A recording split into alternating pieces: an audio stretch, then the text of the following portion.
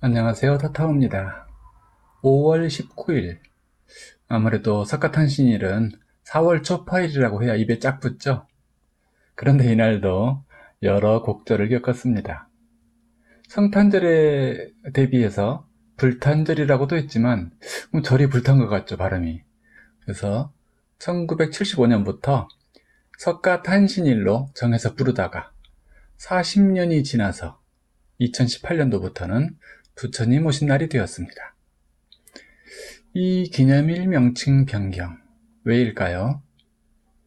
하긴 이름도 개명해서 운을 바꾸는 이 시대에 기념일 명칭도 신장개업하는 의미가 있을지 모르겠습니다. 사실 이름 변경의 사유는 불교계의 요청에 의해서랍니다. 석가탄신이라고 하면 석가모니의 탄생을 이르는데 석가모니란 무엇이고 누구일까요? 오랜 옛날 고대 인도의 한 지역 카필라국 룸비니 동산에서 만삭이 되어 산책 중이던 마야 부인의 옆구리를 트고 탄생했다는 기이한 아기가 있었으니 아버지는 정반왕, 이름은 지혜에 이르라는 의미로 시다르타입니다. 고타마 시다르타. 고대 인도에는 수많은 민족이 있었고 언어만 해도 50개가 넘습니다. 그중 아주 작은 소수민족의 이름이 석가족, 원래 샤카족입니다. 샤카족의 성자라는 뜻이 바로 석가모니입니다. 이건 당연히 모든 부처님을 일컫는 표현은 아니죠. 게다가 샤카족은 부처님 생존 당시에 거의 멸망하기에 이르렀고 지금은 극소수의 샤카족이 명맥을 이어나가고 있는 형편이랍니다.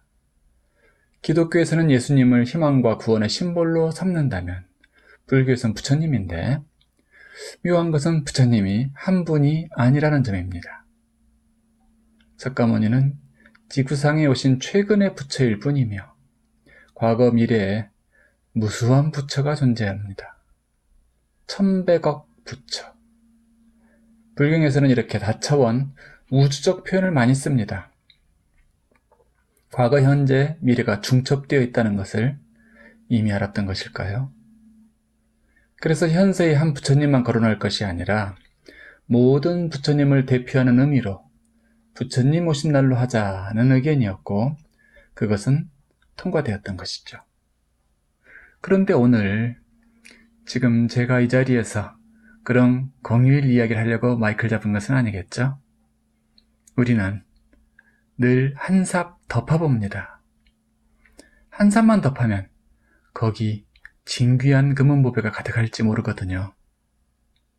이 그림은 석가모니의 10대 제자 중 1인인 부르나존자가 생전에 스승을 그린 것이라고 하는데 현재 대영제국 박물관에 소장 중이라고 합니다. 영국의 사학자 스미스가 샤카족이 아리안족이 아닌 고리족의 후예라고 주장한 설이 왠지 설득력 있게 느껴지는군요. 고리족, 우리 민족을 뜻합니다. 코리아, 고려, 고구려 모두 거기서 기원한 표현이죠. 이분 얼굴 좀 보세요. 이거야 완전히 우리 동네 사는 훈남 아저씨 모습 아닙니까? 하지만 국적이나 민족 이야기는 피곤합니다. 저는 그런 주장에 에너지 쓰고 싶지 않네요. 생일잔치는 흥겨워야 하잖아요. 옳으니 그르니 시비가 붙으면 파장이 나고 말죠. 그는 먼 옛날에 오늘 태어났다는 겁니다. 태어나자마자 그 발을 연꽃이 피어나 바쳤고 그 아기가 7걸음을 걸어가서 한 손은 하늘, 한 손을 땅을 가리키며 천상천하 유아독존 그렇게 사자우를 외쳤다는 판타지컬한 소설 같은 이야기를 오늘 하려는 건 아닙니다. 저는 생일잔치에 왔으니 뭔가 좀 더 먹음직스러운 그런 것을 여러분과 함께 즐기고 싶습니다. 그걸 생일빵이라고 하죠. 생일에는 뭔가 관념의 틀을 치는 한 방이 있어야 하는 거 아닙니까? 우리가 육체라면 그 육체가 태어난 날이 생일 맞습니다. 그런데 우리가 육체를 넘어선 어떤 존재라면, 가령 영이라면, 그리고 그 영이 수태된 지 일정 기간 지난 후에 태아 육체가 기본 내장 설비를 끝낸 후에 입주하는 것이라면, 그렇다고 하더라도 그날 역시 생일은 아닙니다. 그날은 영과 육의 결혼기념일이라고 하는 게 맞겠죠. 그리고 영, 육의 사이에 피어나는 사랑처럼 온갖 감정들이 일어나고 새겨집니다. 그 감정체, 그것을 혼성이라고도 하죠. 당신이라는 영과 육의 결혼 생활은 평온하신가요? 네, 진심으로 평온하시길 바랍니다. 시다르타는 지구에 오기 전에도 이미 어느 세계에서 호명보살이라는 크나큰 분으로 존재했습니다.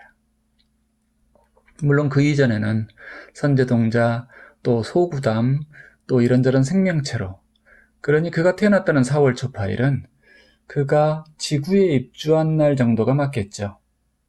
영은 본디 생일이 없습니다. 영혼부터 영혼 사이에 언제나 존재하니까요. 겁과 겁 사이, 그것을 짐새라고도 합니다. 태어난 적이 없으니 사라질 날도 없죠. 그것을 일러 불생불멸, 생멸멸이 이런 식의 표현을 쓰죠. 그리고 알파요 오메가라고 합니다. 그래도 굳이 나와 당신의 주체인 영의 생일을 찾아볼까요? 생일을 정해놓고 즐기면 흥겨우니까요. 육체에 깃든 영은 그 현격한 주파수의 차이 때문에 거의 고치 속에서 잠들어 있습니다. 마치 매미 유충처럼요. 그러면 하늘세계의 영으로 편안하게 사실 일이지 왜 이 지구 물질 세계에 육체라는 거친 옷을 입으려 오셨을까요? 지금 당신에게 묻고 있습니다. 왜 이 육체를 입는 선택을 하셨어요? 불과 몇 끼만 음식 공급을 중단해도 배고파 환장하는 이 물질 세계에 굳이 왜 오셨어요? 무거운 중력 때문에 낙차가 큰 곳에서는 여차하면 떨어져 부러지고 상하는 이 끔찍한 세상에 말이죠. 그 정묘한 창조적 기운의 정수인 영을 압축하고 압축하여 이 작은 몸 속에 우겨넣는 일을 우린 왜 선택했을까요?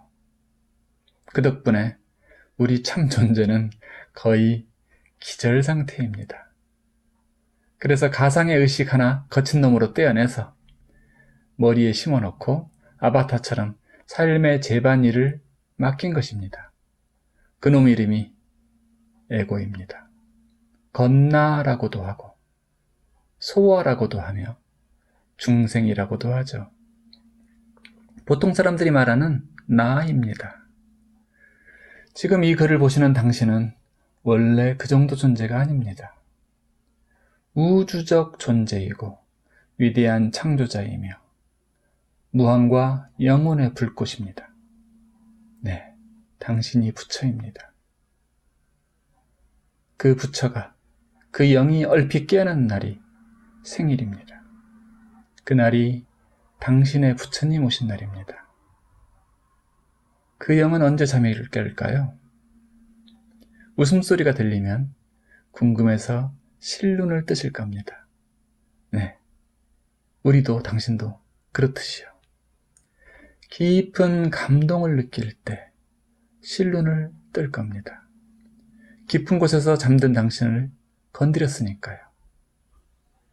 낡은 관념의 문짝이 어저끈 떨어져 나가는 소리가 들릴 때 당신은 고개를 듭니다. 그것은 우주가 진화하는 장엄한 교향악이니까요.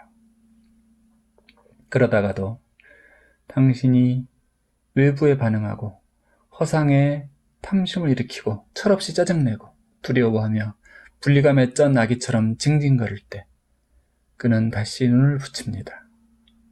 아직 날이 밝지 않은 것을 확인했으니까요.